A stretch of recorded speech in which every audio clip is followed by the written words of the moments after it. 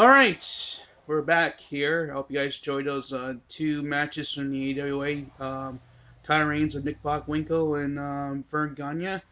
Now we're talking about the WWF title, which was still held by Bob Backlund, well, officially here in America anyway, by Bob Backlund since 1978. And Bob had a lot of title defenses, of course, not just in the WWF. He also defended in other territories that belonged to the NWA too, and also over in Japan and Canada. So, Bob, that's why his title was pretty prestige at that point, because you wouldn't see whoever was the Mid Atlantic USA champion at the time defend his title in some other territory. I mean that's why this bout was up par with the world titles, and why they had title versus title matches. But the history of the company was about to change, of course. At the time, Vince Sr. was still the owner of the company. Of course, his son, Vince Jr., was still announcing in his dad's company. Of course, you've seen a couple clips already with Vince Jr. interviewing Harley Race and Bob Backlund. Vince would form this year Titan Sports with his wife, Linda, and it was with Titan Sports that he would use the leverage and buy the company from his dad 2 years down the road, and that would be the starting point where Vince would basically dominate the competition, and a lot of territories in the NWA would be either be forced out of business or bought by Vince, but that's another story to talk about. Well, we're talking about 1980, of course, but that was the seeds that began Vince's domination in wrestling. Another side note, there was a big event they held at Shea Stadium that year on August 9th, 1980, and Backlund was in it, but he did not defend the title. Ironically enough, the event was called Showdown at Shea, if anyone wants to know what it is. Backlund teamed up with former WWF champion Pedro Morales that year, faced the Wild Samoans, Alpha Sika, and actually won the world, was become the world tag team titles. So that's how Pedro Morales became the first three-time title holder. Because he won the world title, he won the world tag team title in this event, and then the IC belt later on. But since Vince Sr. didn't want a wrestler held more than two belts, they had to give up the belts the next day. So for one day only, Bob Backlund was the world champion and holder of the world tag team titles in the WWF.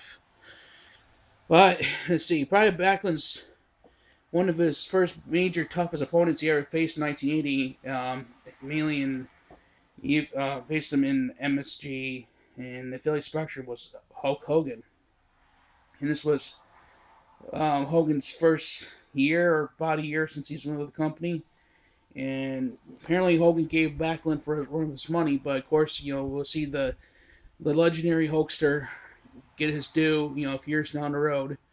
But he had some good matches with Backlund.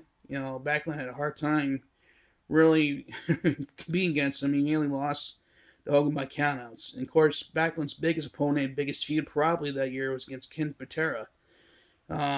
He defended the belt at least, according to records I found, that year 1980, at least 22 times.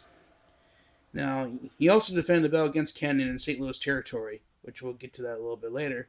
But yeah, he wrestled against Ken even after Ken became the Intercontinental Champion, and there were so many matches that Ken and Bob did. And I did find one on YouTube. It was a Texas Death Match that occurred in May in Madison Square Garden, so I'll be showing you that on the playlist here. You guys want to check that out.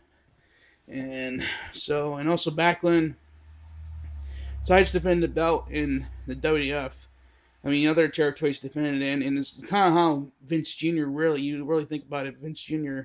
was able to dominate because of the relationships that these territories had with Vince Sr. Probably the most title defenses outside the WWF was the NWA St. Louis territory. So a lot of times he was on the same build with Harley Race, in which he would have won the two defending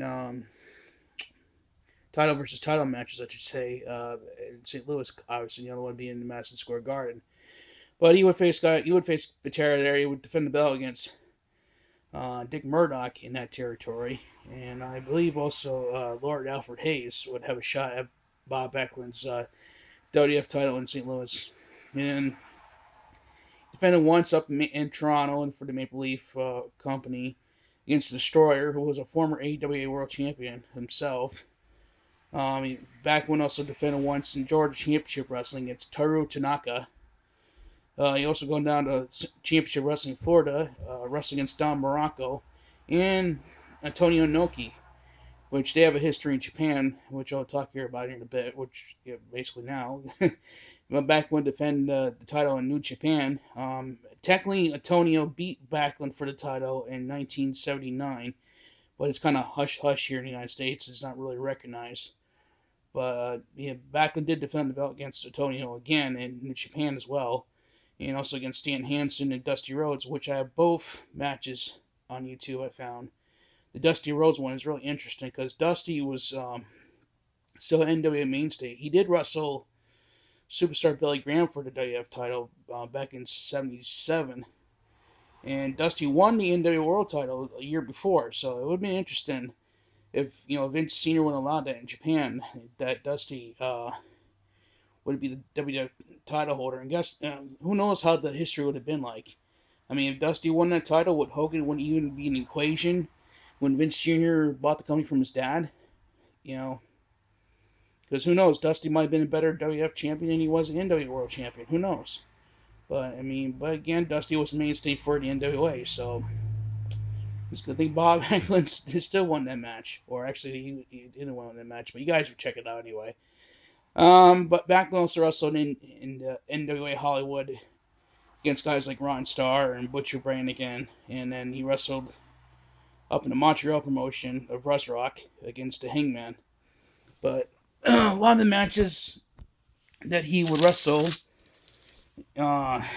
mainly like in Madison Square Garden or the Philly Spectrum, he would wrestle guys like Hussein Arab, who later became the Iron Sheik, ironically enough would beat Backlund in '83. But we'll get to that in hopefully the next few episodes down the road. He also wrestled Bobby Duncum a lot of times that year in 1980. He also wrestled Alpha Sika eventually, and for the title. He defended both against them in Madison Square Garden. Larry Zbyszko had a shot at the WWF title at the time. I found a match, like last half of a match, with Larry wrestling Backlund in Philly Spectrum, and Backlund lost by count out. And of course, Larry would become world champion himself nearly a decade later in AWA. And then Backlund wrestled Sergeant Slaughter.